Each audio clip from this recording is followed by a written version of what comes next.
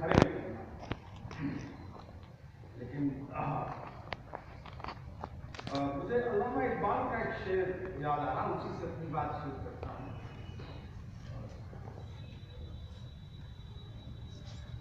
और दोनों तरफ से मुझे लगता है वो डायलॉग कर रहे थे। वो शुरू, गौर कर गाफिल चर्चे तेरी बर्बादियों की हवाओं में है। गौर कर गाफिल चर्चे तेरी बर्बादियों की हवाओं में है, और न समझोगे तो मिट जाओगे हिंदुस्तान वालों, तुम्हारी दास्तां तक ही न होगी दास्तां। और वही बस इतनी सी बात पे उन्होंने मुझे बलवाई कहा है, बस इतनी सी बात पे उन्होंने मुझे बलवाई कहा है कि मेरे घर के बर्तन में ISI था।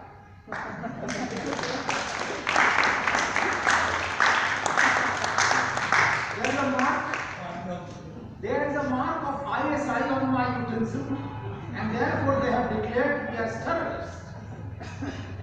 So you never know actually. और इत्तेफाक से मेरे ऊपर जब अटैक हुआ Gwalior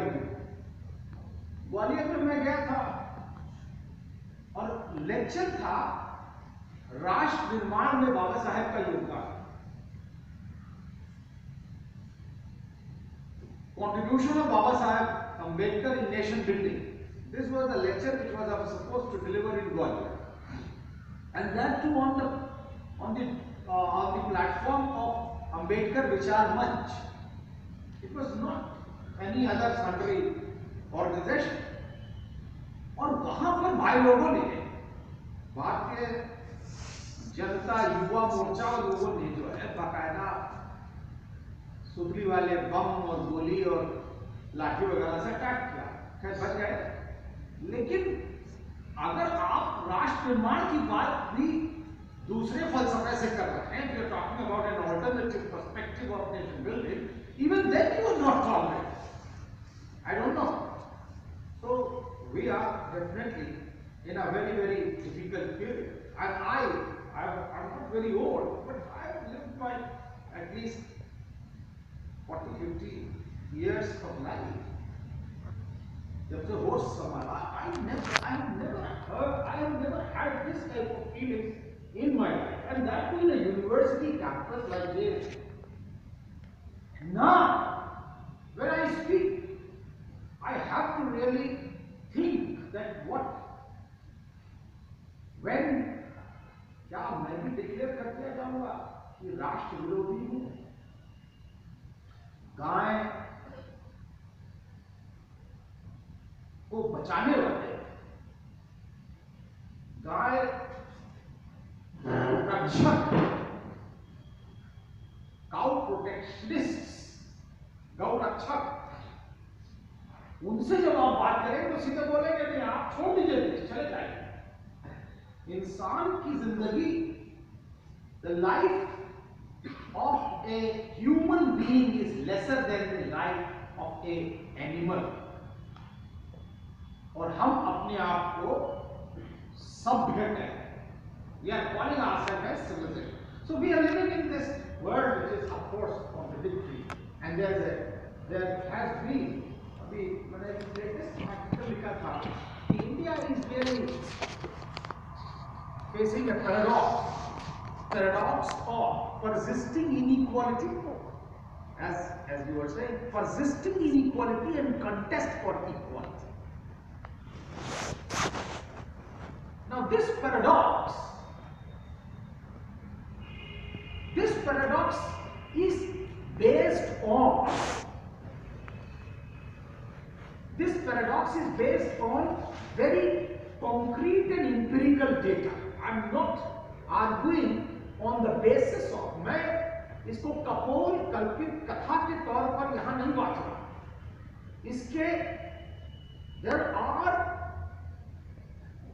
very, very concrete and empirical evidences, वस्तुनिष्ठ आकलन के आधार पर मैं इसको कह रहा हूं, और उसके लिए मैं केवल आपको, मेरा बहुत पेट एग्जाम्पल है, भारतवर्ष की वर्तमान समय में 7 संस्थाएं हैं There are 7 institutions in India, and if you observe their composition, you will get to know how this inequality, as Manoj ji was talking about, that how this inequality has put up a guard on it. आवरण कैसे उड़ा दिया? ये 7 institutions were supposed to function on universalistic principles. सार्वभौमिक आधार पर ये 7 संस्थाओं को कार्य करना था. Judiciary is one, and take it vertical and horizontal linkages. Judiciary, polity, bureaucracy, industry, university, civil society, and media as an industry. 7 institutions. Now I have started contemplating that there can be 8 also, and that is sport is becoming as an industry. From kabaddi team to cricket team, there is sale and purchase. I was trying to analyze this IPL. IPL में 30 करोड़ में बिक रहा है, 25 करोड़ में दूसरा, 12.5 करोड़ में तीसरा. बिकते बिकते मैंने एक बॉलर को देखा कि वो भी 7-8 करोड़ में बिक गया, और उसको एक मैच में 4 ओवर फेंकने होते. 4 ओवर मैंने तो 24 बॉल, 24 बॉल, एक बॉल उसकी कई लाख रुपए की पड़ रही थी, और अगर कहीं वो वाइड हो गई तो क्या होगा उसका? We are living in these times, and we are not bothered how our, per day, how many farmers die. We don't care. How many women are raped per day? We are not bothered. How many people are murdered? We are not bothered. How many atrocities take place? 2014, I was taking this National Crime Bureau's, which is considered to be one of the most authentic data on atrocities on Dalits. So 2013 and 14, they had brought out 47,000 atrocities in a year. That is 123 atrocities per day. 3 Dalit women are raped and 2 Dalits are murdered, 12 with hideous hurt. This is the data. So on the one hand, we have this bowler who is actually hitting it for lakhs of rupees a ball, and then there is this person who is dying 20 rupees a day, as Arvind Singh Gupta says. So you see the stark inequality. This is the time in which we are living.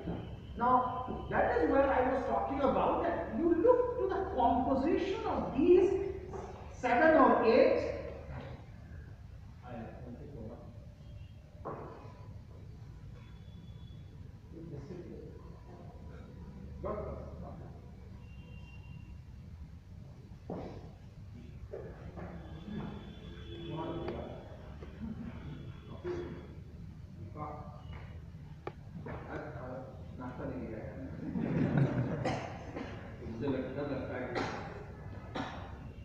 So, friends, basically, when we see the composition, how over the years, and specifically I am talking about 70 years now, 70 साल में उनको तो दिखाई नहीं पड़ता, हम लोग को जो दिखाई पड़ता है, और जो कहते हैं, जिनको कहना चाहिए, in 17 years, how these institutions one by one have been monopolized by certain castes and communities. I have written this article in EPW, caste, contemporaneity and assertion. This has come in 10th of December.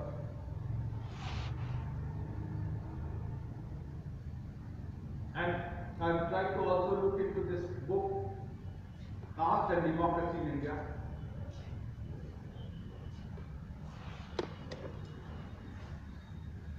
So, these 7 institutions do not have representation. Though we started with the pledge that we will make India a democratic country. So we the people of India have solemnly refer पूरा preamble आप पढ़े और उसके बाद 26 of November 1949 का बाबा साहेब का address to the Constituent Assembly. And it is available with Manoj Bhai and you can read it. Volume 13 of Baba Saheb Ambedkar's writing and speeches. What was Baba Saheb arguing? Baba Saheb was trying to argue that we will, on 26th of January 1950, we will enter into a contradictory era wherein polity by principle of one man, one vote, one value, we will have equality. But in social and economic terms, we will have inequality, and he has been prophetic that we will have inequality. And if we really don't make it equal, then the people who have meticulously made this constitution, they will blow it up. Perry Anderson says that no, Baba Saheb was not right. Perry Anderson in his Indian ideology says that Baba Saheb was not right. But if you go 156 cities of this country, from Pashupati to Tirupati, the red corridor, is it not proving correct? Who are the people who really believe in constitution? They are ready to write it up. And I'm not talking about Northeast, I'm not talking about many other parts. And within the nation, the type of mobilization which is taking place, you see how this whole inequality is reflected. And that is why you have to look into the composition of these institutions. Out of 47 central universities, 47 central universities, not even one is belonging to scheduled caste or scheduled tribe. Amarkantak is the only university where, last regime, that is Congress did give a tribal vice chancellor. Amarkantak Tribal University, where you cannot even travel. Yes, very remote place. It's very remote. Remote. But yeah, there is one. वो WWF में क्या होता है? सब white है. तो लोग कहेंगे तो यार तुम लोगों ने व्हाइट वालों ने बना दिया क्योंकि ब्लैक्स ने मार करके तुमको बाहर कर दिया. तो उन्होंने फिर एक ब्लैक निकाल दिया. देखो नहीं ब्लैक तो है ना. तो now that narrative is actually deconstructed. कि नहीं ब्लैक है आप झूठ बोल रहे हैं. उसी तरह एक दलित डाल दिया. इस दिल्ली में there are 80 colleges associated with Delhi University. Out of 80 colleges, there is one principal who belongs to the Dalit community, SC women. और वो भी इसलिए नहीं है कि वो दलित है उसने बना दिया किसी ने उनको, लेकिन वो इसलिए है क्योंकि वो सीनियोरिटी में वहां थी इसलिए बन गए. कालिंदी कॉलेज में Anula Maurya. Rest of people you will not find. In polity, the latest example comes from Uttar Pradesh. Out of 70 MPs which were elected from Bharatiya Janata Party, not even one was from minority. And out of 403 tickets which have been distributed by BJP, not even one from minority. This is the representative democracy we are talking about. Had there not been reservation for scheduled caste, they would not have been there. So I can go on and go on and on. I can talk about, but just It doesn't take a rocket science to understand this data. This is only observed reality. By a mere observation of the composition of these 7 institutions, you will realize that India has not become a egalitarian society, rather inequalities have multiplied to such vast level that it is difficult to even comprehend. Old India says that there are only 100 billionaires and rest of the 70% according to Arjun Gupta lives on 20 rupees a day. So this is, and therefore friends, in this, we need to sit and ponder. We need to sit and ponder, and you are all here sitting youth. So I want to engage with you with this topic, and every teacher, you are all here sitting, and I want to be pedagogical with a bit more definition. I start that if you really have it, if you have some specific need, you need to understand who is a youth. Is there a definition of youth? That to Indian society. I think as a sociologist, when we were trying to understand this, I was reading, I have written 3 articles on youth in my book of this caste and democracy. There are 3 articles: youth and globalization, youth and violence, and Dalit youth. If you want, you can get Xerox of it and keep it with you. Or I will donate this book to you. You have it in library. Okay, so you can get it Xerox, and it can be a good material for you. So to begin with, how to define youth? Now people have different definitions, but I take it that this is a category, and usually at international level, youth is a category which has been identified with the age group from 15 to 35.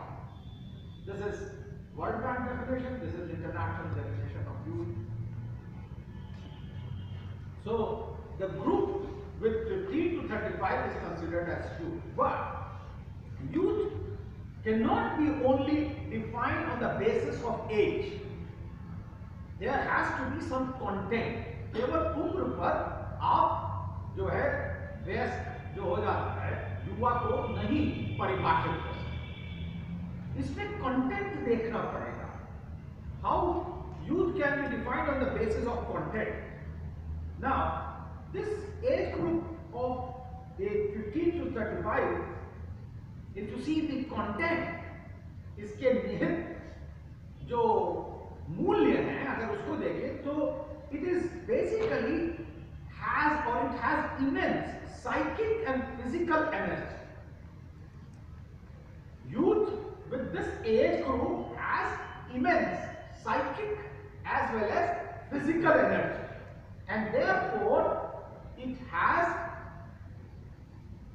a huge amount of enthusiasm. जो उत्साह है youth के अंदर केवल सोचने की और शारीरिक एनर्जी ही नहीं, उत्साह ही नहीं है, लेकिन उसके अंदर बहुत सी और चीज है, और इसलिए यूथ हमेशा एक्शन में पाया जाता है. Youth is always involved in lots of action. So we can have, say, 6 elements. One, it is psychic energy, physical energy, enthusiasm, and creativity. That leads to action. Now, this is what we understand as youth. Now, it is always action and performance. If energy and enthusiasm is not only the creative purpose, we can see that since when this category emerged. Let's go into a little bit of history also to understand yourself. I passed my pride of youth. So what does he say that? This person, this philosopher, Rousseau in sociological terms, when we were trying to argue 1762, he was trying to argue, the philosopher Rousseau, to discuss about young people for the first time in the history of medicine. He was trying to understand in 1762 of youth. Otherwise, there were only two categories, child and adult, on the basis of age. And in Indian society, it is even worse. If you take Hindu society, specifically we understand Indian society not only through 4 varnas, but there are 4 ashramas also.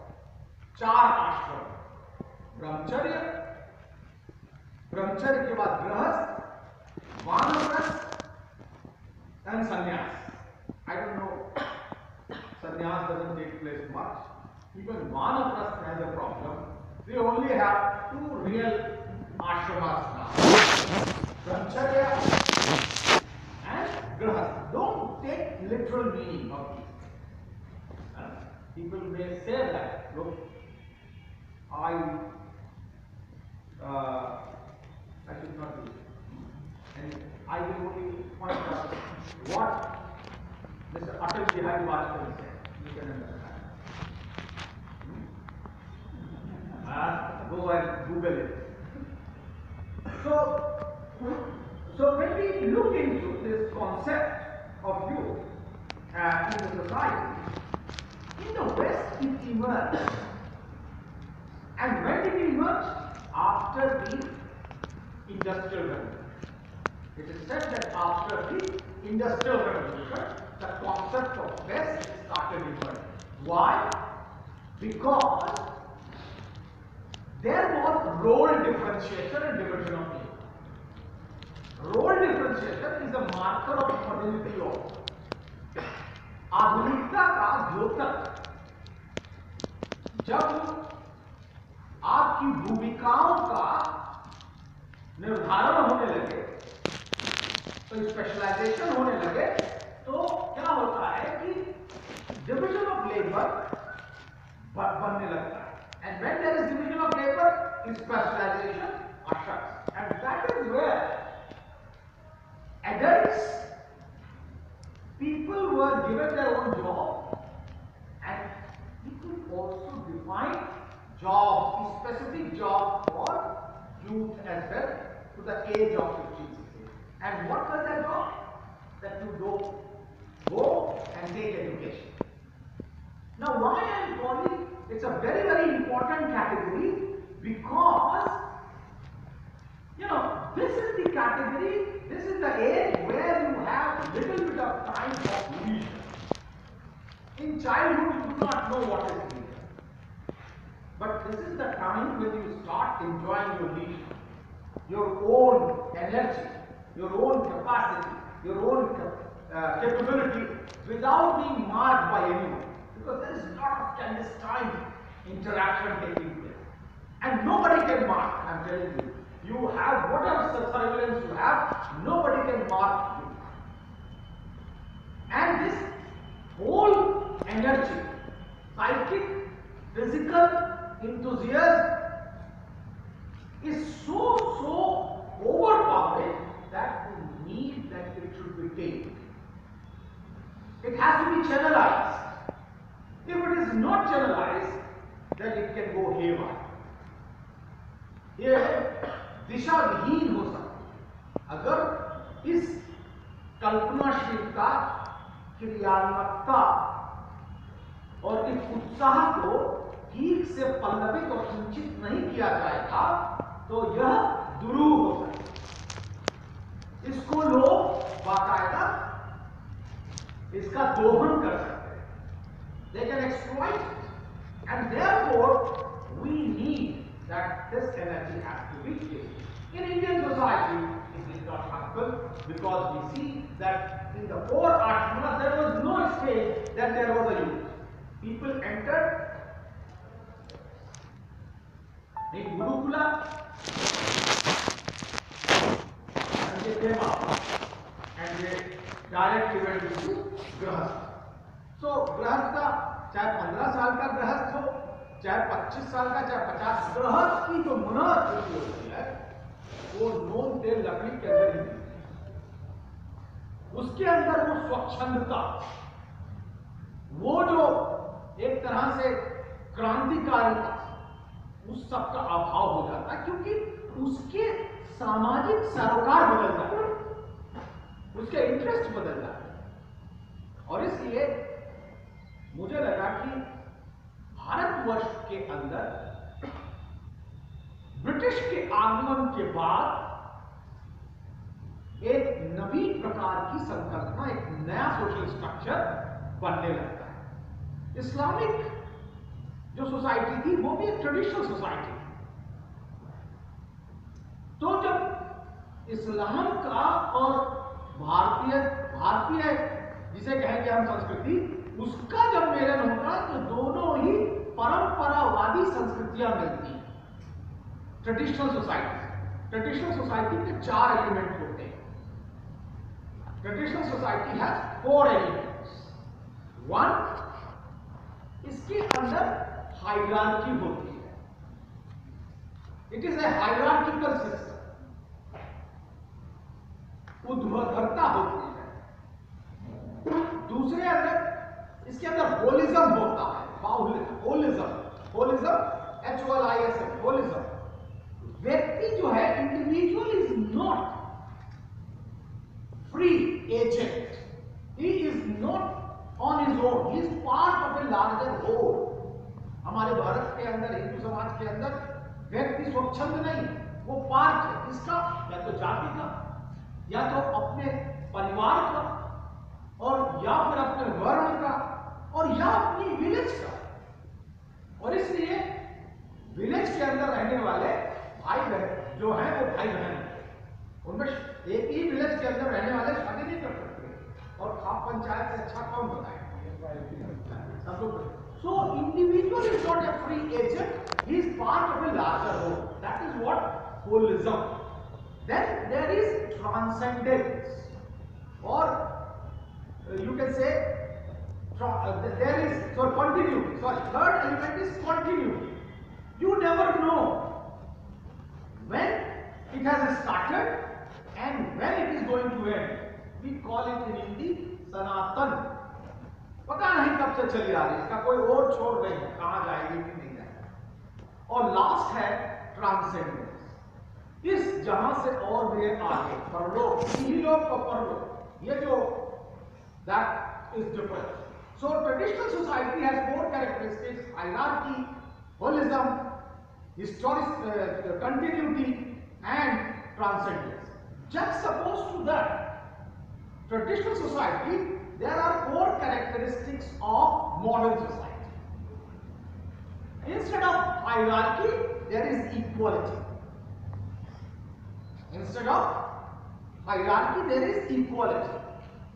The second element, instead of holism, there is individualism. People take it to atomism. Instead of continuity, there is historicity. They have fixed, they know when this history started, and even they know when it's going to end. The last element, from transcendence, this worldliness is the 4th characteristics of a modern society. इहलोक, ये है, यहीं पर सब जीना है, कोई लोक परलोक नहीं है। Chavat is very important here. Yavat jivet chukam jivet gadam chukam jivet. Vasmi gutta sumana पुनर्जन्म चुको, कोई पुनर्जन्म नहीं है, सब यहीं पर। So these characteristics, if you see, when the Western society came to India, there was this contest between tradition and modernity. आधुनिकता और परंपरावाद के अंदर संघर्ष, और कहीं ना कहीं हम लोगों ने यहाँ के जो संघर्षकर्ता थे, जो शुरुआती दौर के लोग थे, उन्होंने का अध्ययन किया और उन मूल्यों को लगा, they found those value much more important and conducive for their own development. इसीलिए बाबा साहब अम्बेडकर कहते हैं Indian society is not a open society because there is no existence of individual on its own. You read one article by Baba Saheb Ambedkar, unique and essential features of Hindu social order.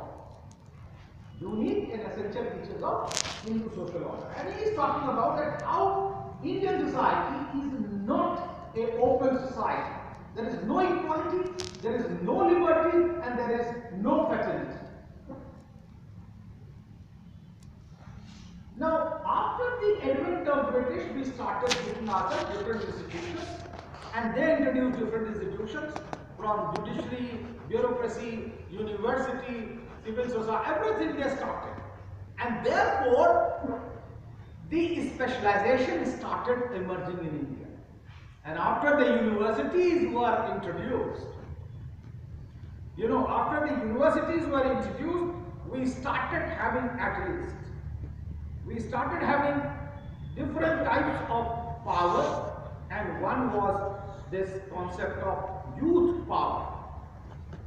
Youth, Yuva Shakti, पहली बार जुलाई पढ़ने लगे, and we have these strings of people. Though it's not that Yuva did not exist. By age, there were people. Ambedkar, when left for Columbia in 1913, he was only 22. And when he came and gave first memorandum in his public life, he was only 28. So there were youth during that period, it's not that. And who can forget the trio? The trio, Rajguru Sukhdev Bhagat Singh. And later on the left parties actually, they make a slogan. If you remember the slogan, we used to shout in our university days, Ho Ho Ho Chi Minh, we shall fight, we shall win. Rajguru Sukhdev Bhagat Singh, we shall fight, we shall win. And then it went on to Marx is telling Lenin, we shall fight, we shall win. So you see that whole conceptualization of youth is restricted to our freedom movement. It is the freedom movement after the advent of British that a youth power started emerging in Indian society. And they had. Now, the problem here is that even during that period, the agenda was not set by youth themselves. The agenda was given by the elderly. Lal Bal Pal, and after that Gandhi. And therefore, agenda of Rajguru, Sukhdev, Bhagat Singh, Chandrasekhar Azad was not at all acceptable to the elderly people. And you know it that Gandhi did not speak for Bhagat. He did not go for, passed on to death for his son. Had he saved him, people were differently. Even Subhash Chandra Bose was not acceptable, and Baba Saheb Ambedkar was, of course, not acceptable. So the agenda was set by the elderlies, and therefore youth did not have agenda. The second agenda was set again by another person, and I've heard by calling that it was not total revolution, but it was total confusion. It was started by Jayaprakash Narai, 1975, again, octogenarian and septuagenarian setting an agenda where the youth coming and thronging, youth power, again exploited by the elders. Last in that line, again, we get somebody in 2013 and 14.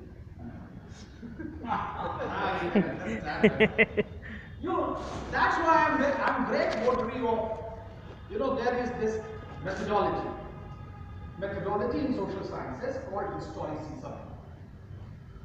Historicism is a methodology. Though people call it stale, especially Karl Popper and others have tried to put it down, but I am very great votary of historicism. What is historicism? Historicism is a methodology.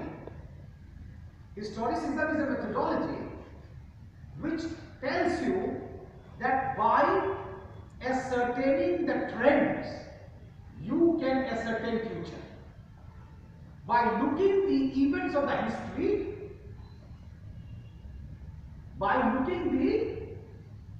in the history, you can ascertain the future. I am grateful for your friends. I may be wrong sometimes, but when I try to analyze events, and I really as a sociologist try to interweave them, I get my answer, what is going to do. For example, I give you one example more.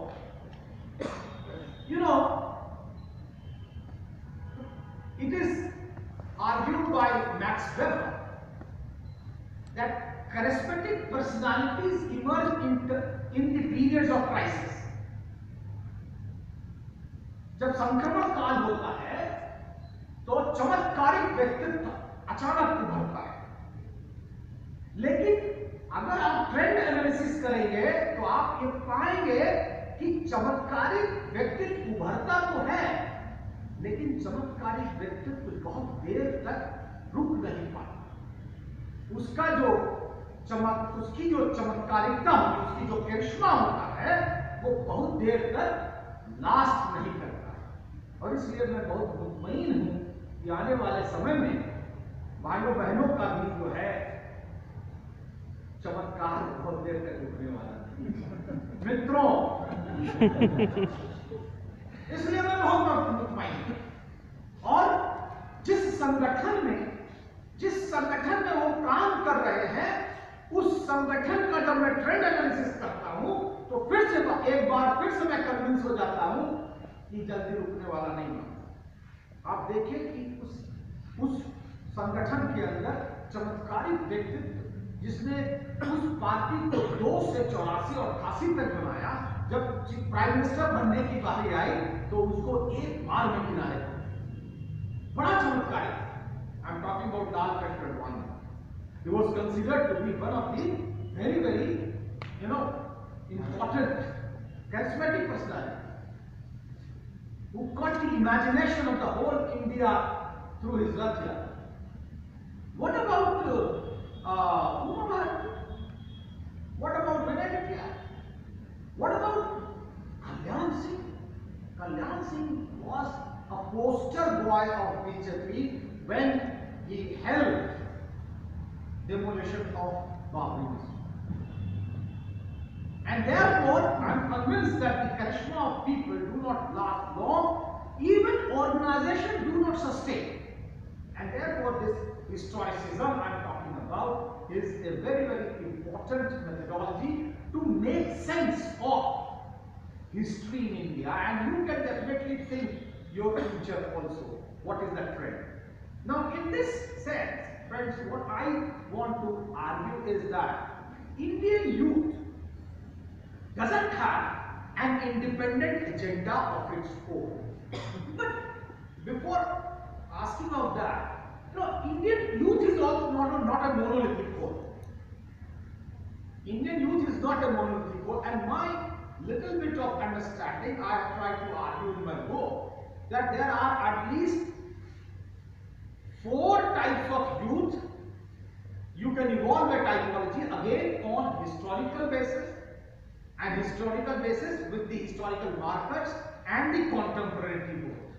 Keeping history and contemporary together, we can evolve a typology of it. Going by the historical method, we have a rural youth.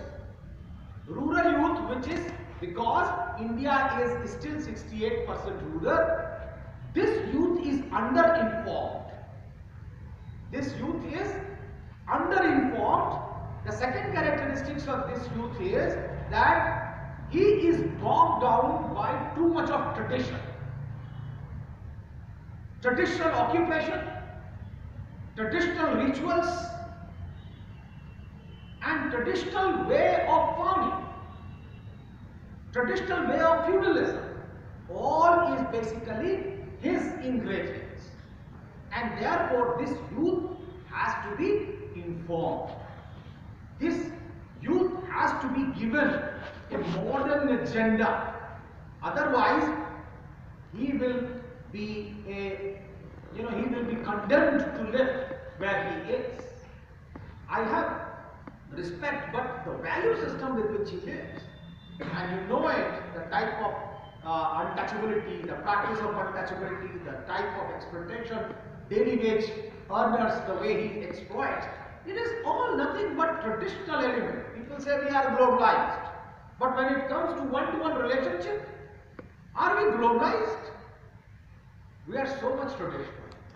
Even choosing our partners, you go to shadi.com and you will know that how people are using their spouses on the basis of caste, sub-caste.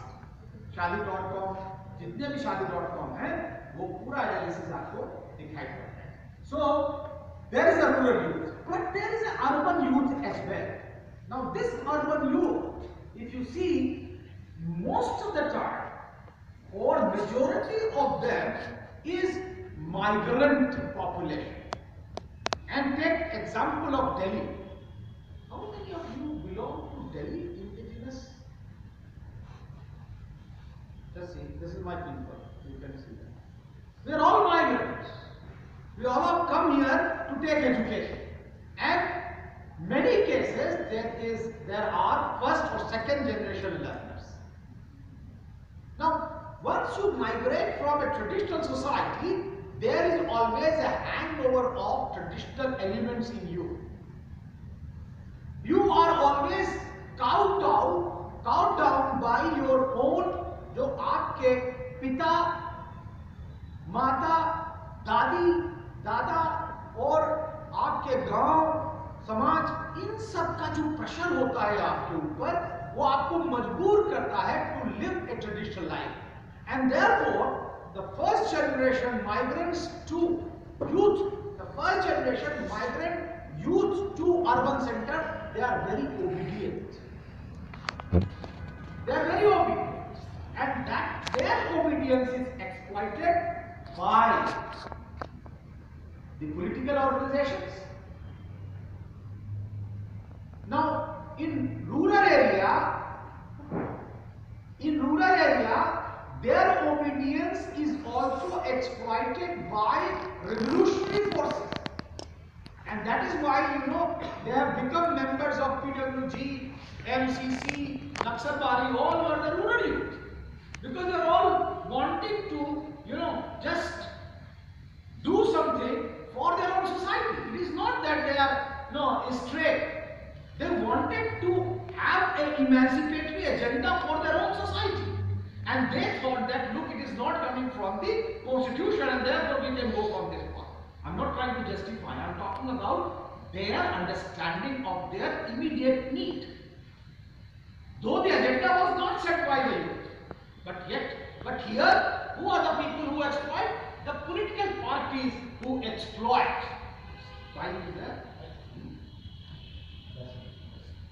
So we have this agenda for this youth. Now there is a third youth, and this is of course I'm talking about 70s and 80s, still 70s and 80s, from the starting of our modernization as a process and modernity as a state. So we started. This is a Western youth looking towards West for all its education, clothes, as well as mannerism. And he's born looking towards West. That was the time, everything, perfume to, things. Now things have changed. But that was the time when he was looking towards that. Last but not the least, there is a global youth now. After 1990s, 2000. Now this is not looking towards West only. For him, the whole world is a platform and he can have anything from inside. He can part of multinational corporations, go east, west, north, south, wherever he wants. He will go there. And that's where, there is this tug of war between plurality and globality. We call it hybridization, some people call it globalization. I call it hybridization. So he is looking towards different parts of the world, but he is not leaving his locality. Local culture is not leaving. He cannot leave it also. He cannot leave it total local culture. And that's why you always go for hybridization. And I'll give you one or two examples to prove this. In dress pattern, he wears a kurta and he wears a jeans. Girls will also have a different type of uniform, dress for modernity, but when it comes to their marriage, they still want to go to their old traditional dresses. Red sari or red lehenga, and even the boys wear jeans, but they will go for sherwani. What is this? There is globality, but you have not left your local. So it's a hybrid, it's a plurality situation. That on the one hand, एक तरफ तो global culture भी survive कर रहा है और parallelly उसके survive कर रहा है, जिसे कहना चाहिए local culture. तो आप पिज़्ज़ा खाइए तो, लेकिन दाल चावल किसी को पेट तो नहीं भरता. आप निकलेंगे पिज़्ज़ा खा करके, आप निकलेंगे जिसे कहना चाहिए सफेद की सैंडविच खा करके, लेकिन बाद में मीठा पान भी लगवा लेंगे. So there is a plurality of the culture. The second hybridization or IP was you were talking about, that this person is vegetarian, highly vegetarian, but he wants to eat McDonald's burger. Now in McDonald's burger, you all know that McDonald's burger world over has ham and beef. But what Indians have done, they have taken out their ham and beef and they have put their potato cutlet of aloo ki tikki and they have produced a vegetable burger. And that has become a status symbol. McDonald's चल रहे हो यार?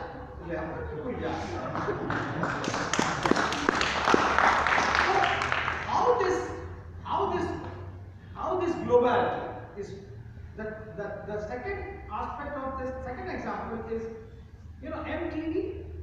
Have you heard MTV?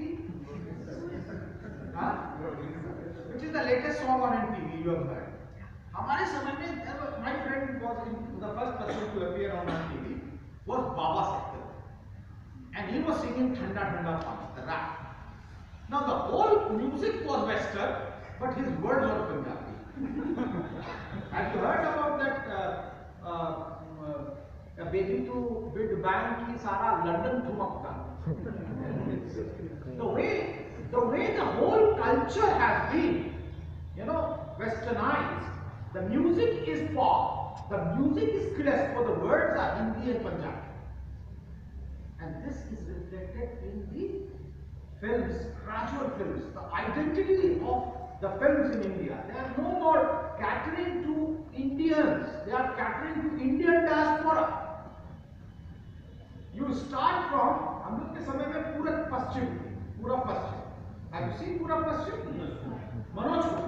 Now there was a contest between East and West culture. That East and West culture is gone. Then comes Desh Pardesh. Now Desh Pardesh is basically where the illegal migrants of Indians go and they live. They were known as coolies there, and they live. But gone are the days of coolies now. Have you seen?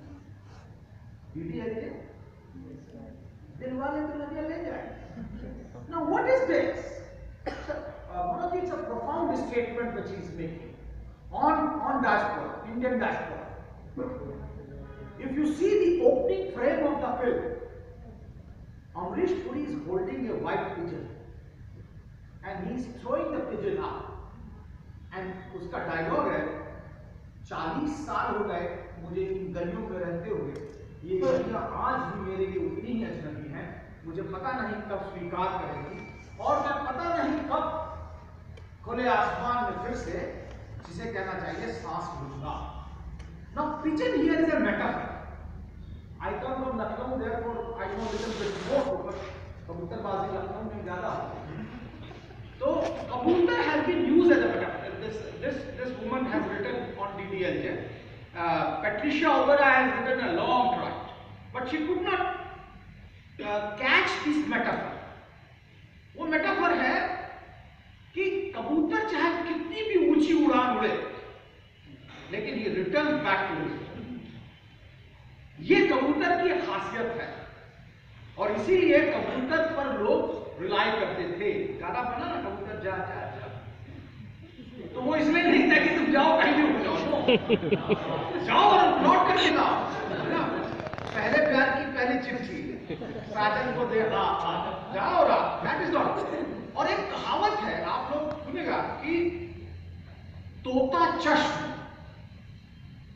तोता चश्म एक कहावत है. तोते पर कोई rely नहीं करता. तोता एक बार उड़ा तो फिर उड़ गया. तोते की आंख में मोहब्बत, तोता लौट करके नहीं आता, कबूतर हमेशा लौट करके आता है. And that's what the metaphor which that film used. I really like that because he was talking about Indianness there with a very different metaphor, and he is telling the pain of the people that look, they never get accepted. They have gone abroad. 25 million diaspora people living all over the world. 25 million, and we celebrate Pravasi Bharat Mela also on every 9th and 10th of January. But they never return. So I am trying to argue that there is a total change of the agenda in the films also. So DDLJ, no more contest of East and West, but they are only petty shopkeepers. But come KG3, kabhi khushi kabhi gum, he is driving Ferrari. He is driving Ferrari and they are multi-millionaires. But then came Seeing His King. Indians have become mafia also. In London, this is London diaspora in the films. Why films? Because you can exploit the market in diaspora. So films are not only released for India. ये जो आपका Kapil Sharma show है, वो केवल India में ही नहीं चलता, world over. और वो टाइमिंग इसीलिए सैटरडे संडे. सैटरडे की रात को शुरू होता है, तो वहाँ संडे की रात में जब शुरू होता है तो वहाँ पर बहुत जगह जो है सुबह है वहाँ, तो लोग देखते हैं आराम से. तो इसलिए जो ग्लोबल यूथ है, that also doesn't have its own agenda now. Here not elderlies which are deciding the agenda. It is a market which is deciding the agenda for the global youth, and that's where the competitiveness is so dicey. Therefore, friends, I want that you should understand the agenda of your own. So from last point, from where will you bring this agenda? I think the most important place is our constitution, and you can draw your agenda as youth from two places. One, you can take preamble of the Indian Constitution and evolve your agenda of equality, liberty and fraternity. But I think Article 51H is also very important to draw your agenda. Article 51H. And what is that Article 1H? The scientific temper. Who will inculcate the scientific temper? Who will inculcate humanism? I think in this era, when there is a deficit of democracy, when there is deficit of secularism, I think youth has to evolve his or her own agenda. Otherwise, the elderlies will keep on giving you agenda and you will keep on reacting. Or as a passive recipient, you will have to abide. So don't be driven by the elderlies. Don't be driven by market. You have to evolve the agenda from your own experiences in the society where you are located. If you are not talking about the felt need and desire of your own society, then again you will be driven by false consciousness. I am not talking about false consciousness of Marx, but false consciousness of the elderlies, the market, and of course the forces which rule you. Thank you.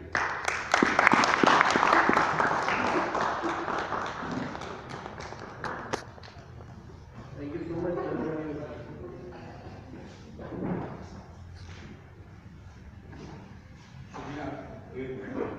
It was a very, very broad canvas, very interesting, and very shocking, important message to all. बहुत विचित्र सा दौर है, जैसा विवेक भाई ने भी कहा। मेरी एक ममेरी बहन है, अमेरिका में रहती है 1960-65 से, मेरी माँ की उम्र के बराबर है, लेकिन बहन है। तो डोनाल्ड ट्रंप के आने पर बहुत दुखी थी, बहुत दुखी थी। और यहाँ पर नमो नमो की तालियां बजाती हैं। मैंने कहा यार कमाल है, हमारा 2.5 साल पहले हो गया, 3 साल पहले हमारे दुख में शरीक नहीं हुए, तो हम आपके दुख में कैसे शरीक? Where you have lot many challenges before you, as he has outlined. Many a time you would find people advocating merit.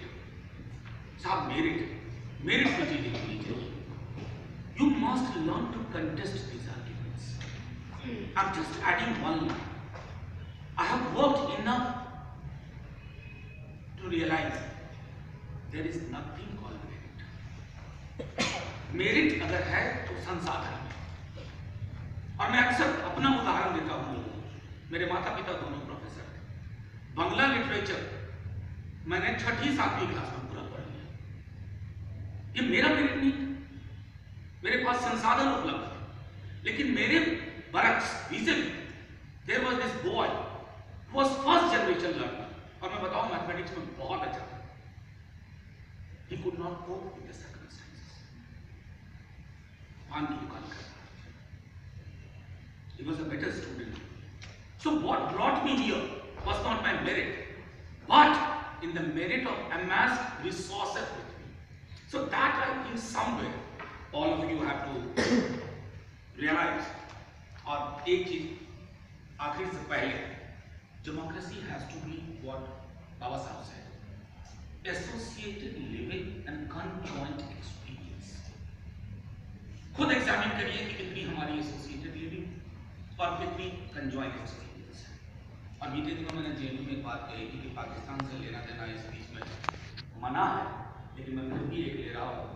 हबीब जालिब है वहाँ के एक शायर, उन्होंने कहा कि दीप जिसका महल्ला कहीं में जले, यानी सिर्फ महलों में जले, चंद लोगों की खुशियों को लेके चले, वो जो साये में हर मसलहत के पले, ऐसे दस्तूर सुबह बेनूर मैं नहीं जानता, मैं नहीं जानता।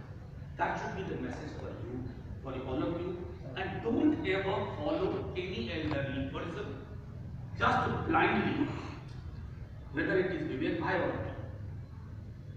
Doubt everything. कार्ल मार्क्स की एक चीज है जो बुद्ध में भी थी, मुझे बाद में लगा कि मार्क्स ने बुद्ध से ही लिया होगा। संशय है, question. My concern is, our concern with you all is, you don't question. You have become followers. That has to be it. Thank you very much, Vivek bhai. Once again, as always, a pleasure to have you. A pleasure to listen to you. And a pleasure to knowing